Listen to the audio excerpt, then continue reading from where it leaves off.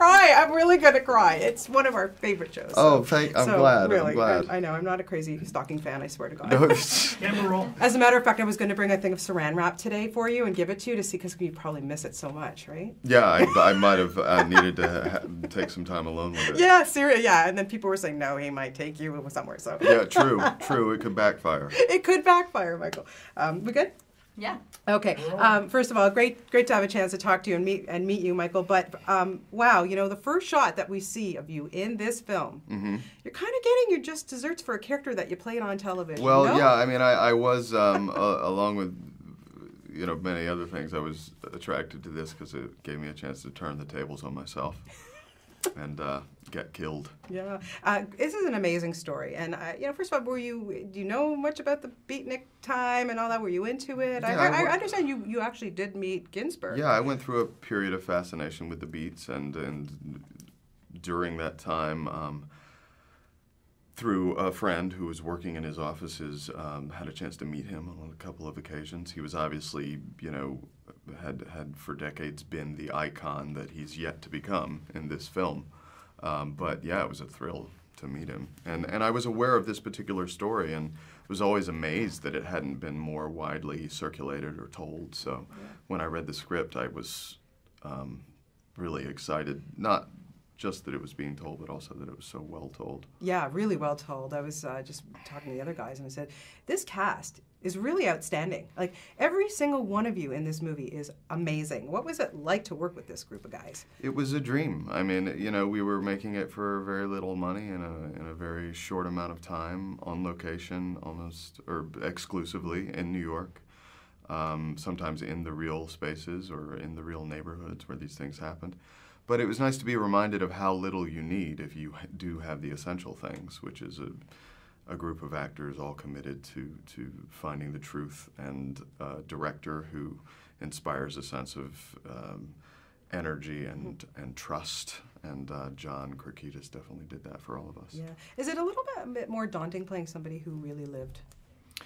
It's in some ways, I guess it's more daunting to play someone who really lived, but it's also more fun because you have real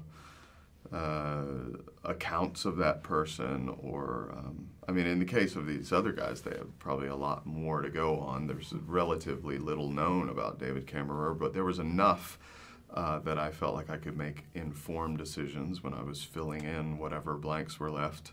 But it was nice doing that, especially, I've been spending a lot of time playing a completely fabricated fictional character in Dexter, who I wonder, is he a person who could ever really be?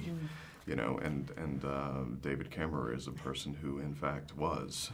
Yeah. And, that was a nice change of pace, too. Do you find now that you're done with Dexter, but when you're making a film like this, you have such loyal fans. I mean, people who even go back to 6 Feet Under, my goodness, you've had, knock wood, such an amazing career in television.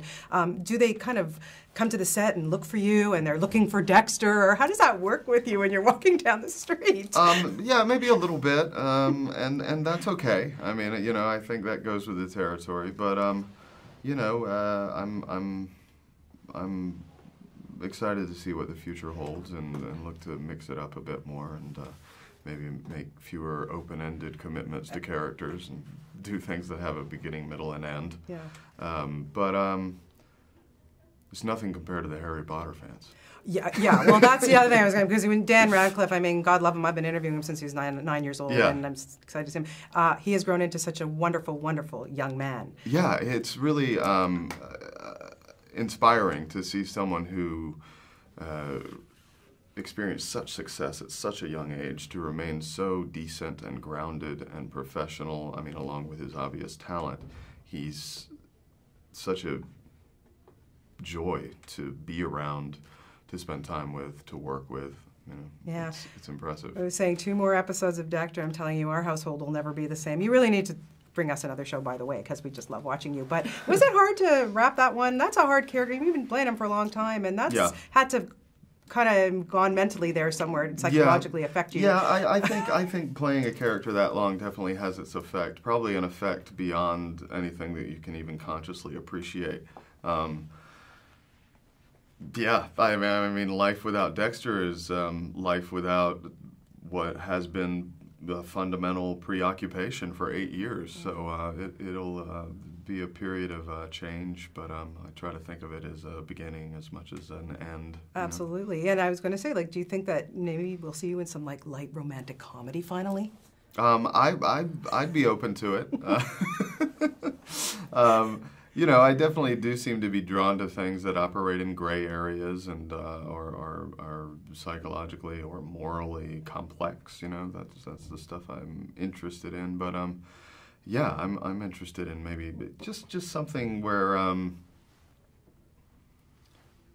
dead bodies don't litter the ground at the end. No knives, no cellophane. Well, you know, like I say, such a pleasure to